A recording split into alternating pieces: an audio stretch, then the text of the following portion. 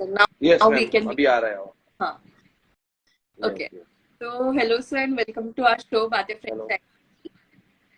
Right. So first of all, congratulations on your new outlet जो मोरबी भुज highway पे launch हो रहा है. ओपनिंग सून है.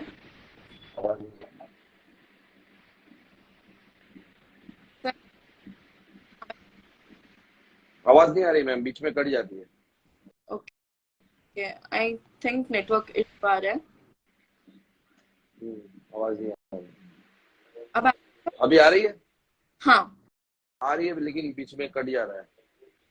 ओके. सर तो हम हमारे फर्स्ट क्वेश्चन से चालू करते हैं.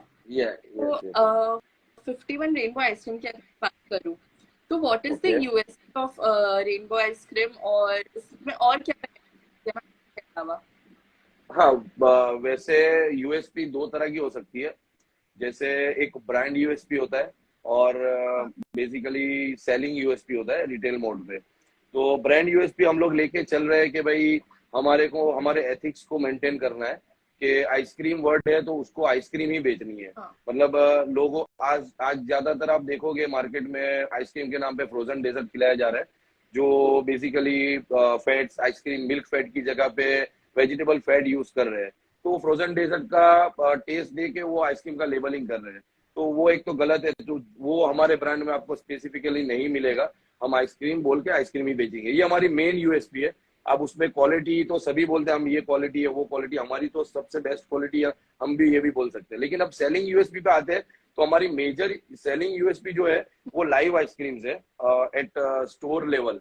तो लाइव आइसक्रीम में आपको मेजरली ये डिफरेंस देखने मिलेगा अगर हमारे कॉम्पिटिटर जो होते हैं लाइव आइसक्रीम के रिलेटेड. तो बेसिकली आपको देखने मिलेगा कि उसमें हमारे में बिल्कुल एयर नहीं होती है. लाइव आइसक्रीम में जो ट्रेडिशनल आइसक्रीम में एयर यूज होती है तो आपको अल्टीमेटली टेक्सचर और वो सब में हमारा ज्यादा बेटर माउथ फील होगा. तो फ्लेवर नोट भी ज्यादा आएंगे एयर ना होने की वजह से. वो हमारे दो तरह के हैं लाइव आइसक्रीम जो एक रोल फॉर्म में है और एक नाइट्रोजन का यूज करके जो बनता है लिक्विड नाइट्रोजन आइसक्रीम बोलते हैं. वो दोनों लाइव आइसक्रीम में आपको ऑलमोस्ट नो एयर है. ठीक है. और दूसरा लाइव आइसक्रीम का बेनिफिट ये है कि इंस्टेंटली फ्रीज होने की वजह से जो ट्रेडिशनल आइसक्रीम फैक्ट्री में बनती है 2 से 3 दिनों में प्रोसेस में हार्ड होने से लेके और आपके तक आने तक 1.5-2 महीने पुरानी आइसक्रीम हो जाती है. तो आइसक्रीम में आइस क्रिस्टल फॉर्मेशन होता है जो आप हल्के हल्के पार्टिकल्स बर्फ के आप mouth feel normal traditional ice cream में कर सकते हो जो लाइव आइसक्रीम में ऑलमोस्ट निकल जाते हैं क्योंकि वो इंस्टेंट आपके सामने. सीताफल अगर बन रहा है तो सीताफल इंस्टेंट बन रहा है, स्ट्रॉबेरी इंस्टेंट बन रहा है. तो उसका जो माउथ फील है वो अल्टीमेटली अनकंपेरेबल है, ऐसा बोल सकते हैं. ये हमारा USP. Okay, that's great. So बहुत इंटरेस्टिंग था ये. इतना था ही नहीं हमारे पास. Yes yes yes right. तो अगर मैं सेकंड क्वेश्चन की बात करूँ तो बोला ऑलरेडी 65 प्लस आउटलेट.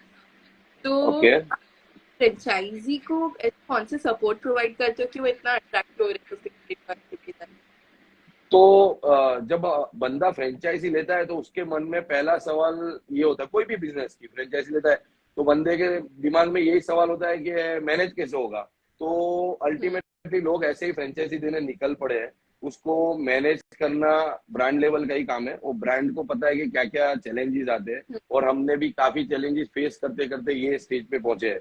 तो सपोर्ट में आप सबसे पहला सपोर्ट हम मैन पावर का देते हैं कि भाई वो मैनेजमेंट किचन का करेगा. जो हमारा बंदा होगा वो ट्रेन होगा. और कई पर जैसे हमारा नागालैंड में चल रहा है 4 साल से आउटलेट. तो नागालैंड यहाँ से ईस्ट में है और मैं आपको बात करूं तो काफी लोगों ने नेगेटिव मतलब वो नहीं हम आपको फ्रेंचाइजी देंगे ऐसा बोल दिया था उनको. तब जाके हमने उनको फ्रेंचाइजी दिया और वो अच्छे से 5 साल से मैनेज कर रहे हैं. 4-5 साल हो गए उनको. तो यही है कि मैन पावर का सपोर्ट देना जरूरी है और उसके बाद कंटिन्यू मैन पावर का भी सपोर्ट देना जरूरी है. और उसके बाद वहां पे जाके मेरे बंदे वहां पे जाके उनको उनके बंदों को ट्रेन कर. क्योंकि ऐसा कई बार होता है कि हमारे बंदे वहां नहीं रुक सके. वहां का जियोलॉजिकल फूड अलग होता है, रहने का तरीका अलग होता है. तो वहां पे उनके बंदे को ट्रेन करना बहुत इंपॉर्टेंट होता है. तो ऐसा होता है कि भाई हम जयपुर में जाके वहां के बंदे को ट्रेन करके आए, बीकानेर में जाके उनके बंदों को ट्रेन करके आए, तो हैदराबाद में जाके हैदराबाद के बंदों को ट्रेन करके आए.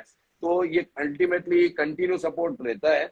और उसके अलावा बिजनेस को लेके सपोर्ट जो है वो एज अ एंटरप्रेन्योर वो कैसे रेडी करना। भाई फ्रेंचाइजी तो ले ली उसने, लेकिन उसके बाद ओनर को कैसे रेडी करना, ओनर को क्या ट्रेनिंग दी जाएगी, या ओनर ने अगर मैनेजर रखा है स्टोर चलाने के लिए, तो वो किचन का बंदा तो नहीं बोलेगा कस्टमर को क्या चाहिए, कस्टमर की क्या एक्सपेक्टेशन है, कस्टमर को ऑफर क्या देनी है, कस्टमर को उसका इंटरेक्शन कैसा होना चाहिए, उसकी ट्रेनिंग भी स्पेसिफिक दी जाती है, उसके भी सारे चेकलिस्ट मेंटेन किए जाते हैं, फॉलो किए जाते हैं। उसके अलावा टाइम टू टाइम बिजनेस को अपग्रेड कैसे करना, उसके लिए हम लोग को मार्केटिंग का थ्रू आउट सपोर्ट देना पड़ता है। इनिशियली 3 मंथ तक तो हम लोग एक पैकेज देते हैं, उसके अलावा फिर लाइफ टाइम मार्केटिंग सपोर्ट दिया जाता है। और सबसे बड़ी यूएसपी ये है इसमें सपोर्ट में कि हम उससे कोई रॉयल्टी चार्ज नहीं करते। जो फूड बिजनेस में अल्टीमेटली सारे बंदे रॉयल्टी चार्ज कर रहे हैं। हाँ, ट्रू, वेरी ट्रू। तो मतलब हमारा सपोर्ट लेके एंड तक रहता है। Right through out. वो मतलब हमने उसको पैकेज ही दिया हुआ है ऐसा कि हमारे साथ लाइफ टाइम जुड़ा रहेगा वो। Right, that's great. So I think ये भी मान सकते हैं that you support till the end. तो सर जैसे अगर मैं आइसक्रीम की बात करूँ, हमने सुना भी कि आपके जो आउटलेट्स है वो इंटरनेशनल मार्केट में भी है, दुबई, यूएसए, राइट? तो लॉजिस्टिक का बिकॉज इट इज आइसक्रीम, तो लॉजिस्टिक। हाँ, तो मैं अगर लॉजिस्टिक की बात करूं तो ऐसा है कि मैं पहले इंडिया की बात करता हूँ। तो इंडिया भी इतना बड़ा है कि मतलब एक नाके से दूसरे नाके तक, मतलब एक इंडिया के छेड़े से दूसरे छेड़े तक फ्रेंचाइजी बनाना ऑलमोस्ट इम्पॉसिबल है फूड इंडस्ट्री के लिए। और फूड इंडस्ट्री के बाद भी आइसक्रीम के लिए मतलब कोल्ड स्टोरेज को लेके चलना ऐसा इम्पॉसिबल है। लेकिन हमने वो पॉसिबल इसलिए किया कि ये सूरत है और इंडिया से पूरी तरह सूरत कनेक्टेड है वाया टेक्सटाइल। मतलब टेक्सटाइल एक ऐसी चीज है जो सूरत का हार्ट है। अगर ये हमारी फैक्ट्री समझो गुजरात के और कोई कोने में होती, भुज में होती या कहीं और होती, राजकोट होती, तो ये शायद पॉसिबल ना हो पाता। तो मैं टेक्सटाइल इंडस्ट्री को थैंकफुल हूँ कि ये सारा कनेक्टेड है via train, via buses, via road transport, कि सूरत से सारी सिटीज की, सूरत इंडिया के सारे सिटीज की कनेक्टिविटी अच्छी है। तो हम लोग जो ड्राई मटेरियल है जैसे सिरप्स हो गए, फ्रूट फ्लेवर्स हो गए, फ्रूट पेस्ट हुए, और जो फ्रेंचाइजी में लगने वाली चीजें जो हमको देनी है वहां पे, और ये सारी चीजें हम लोग 1 ईयर लाइफ की मैन्युफैक्चर कर रहे हैं जिसकी एक्सपायरी लाइफ 1 ईयर है। तो हम लोग 2 महीने 3 महीने का स्टॉक प्रोवाइड कर पाते हैं। अब जहाँ पे आइसक्रीम की बात है, तो आइसक्रीम भी हम लोग वहां पे ट्रांजिट कर रहे हैं। वो थोड़ा हमारा मोनोपोली है, वो अभी हम आपको मतलब ऑन लाइव डिस्कशन में नहीं बताए। लेकिन जो बंदा फ्रेंचाइजी लेता है उसके सारे क्वेरी हम ये तरह से सॉल्व करके उसके बाद ही फ्रेंचाइजी देते हैं। और सर्वे किया जाता है कि वहां पे अगर पॉसिबल होगा आइसक्रीम पहुंचाना तभी उसको फ्रेंचाइजी देते, वरना नहीं देते। ये चीज मेनली होती है। और दुबई की बात करूँ तो दुबई और यूएस में हमने एक छोटा सा फैक्ट्री का सेटअप डाला हुआ है। इंडिया से कोई चीज नहीं जाती, लेकिन वहां पे सारी चीजें जो यूज हो रही है वो इंडिया की अमूल ब्रांड की। जो हमारे यहाँ यूएसपी है, हमारे फैक्ट्री में अमूल की प्रोडक्ट आती है, चाहे व्हाइट बटर हो चाहे मिल्क हो, तो वहां पे भी अमूल का जो अवेलेबिलिटी वाला प्रोडक्ट है वही यूज करते हैं। Okay, great. मतलब अगर मैं बाहर की बात करें तो वहाँ पे आपने ऑलरेडी क्वालिटी मेंटेन हो रहा है अल्टीमेट।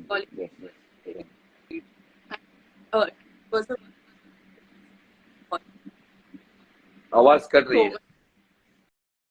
अब आ रही है? हाँ थोड़ी आ रही, बड़े बोलिए। तो सर आपसे बात करते बहुत सारे about how ice cream industry actually works। तो हो गए। So can we move to our audience? आपके पास कोई क्वेश्चन हो तो। ओके, आपने कुछ पूछा? नहीं, आई एम सेइंग कि अगर हमारी ऑडियंस को आपसे कोई क्वेश्चन हो। हाँ, कोई क्वेश्चन है तो ओपन है, ये ओपन प्लेटफॉर्म है, लाइव प्लेटफॉर्म है, ये ऐसा मौका बार बार नहीं आता है, तो एनीबॉडी कैन आस्क। मैं जब तक वो चालू करने का क्या थॉट प्रोसेस था उसके पीछे? देखिए, ये मैं बेसिकली मेरे फादर के बिजनेस में जुड़ा हूँ और फादर के बिजनेस को एक नई ऊंचाई पे ले गया हूँ। तो मेरे फादर ने 1980s 90s में नवरंग आइसक्रीम के नाम से वेंचर शुरू किया था, और 93 में सूरत में और गुजरात में सबसे पहले थिक शेक लॉन्च करने वाले मेरे फादर थे, जिसका नाम अब्दुल रज़ाक पटवा है। अभी वो इस दुनिया में नहीं रहे, लेकिन जब मैंने बिजनेस ज्वाइन किया 2006 में, तो हमने ये नया रीब्रांडिंग किया। हमने वहां से अलग हुए, हमने पार्टनरशिप में थी तो हम पार्टनर से अलग हो गए। तो हमने बेसिकली कलर्स को टारगेट किया कि रेनबो मीन्स कलर्स, और आइसक्रीम में सबसे पहला जो विजन होता है खाने से पहले बंदे के दिमाग में उसको देख के आता है, तो ये जो कलर का जो उससे ही आधा माउथ फील आ जाता है। तो रेनबो एज ए कलर को लेके चले, और हमारे पास जब शुरू किए जब ये वेंचर, तो 51 से ज्यादा फ्लेवर्स थे, तो हमारे को दिमाग में एक 51 का टारगेट दिमाग में बैठा कि भाई ये करना चाहिए, अच्छा लगेगा।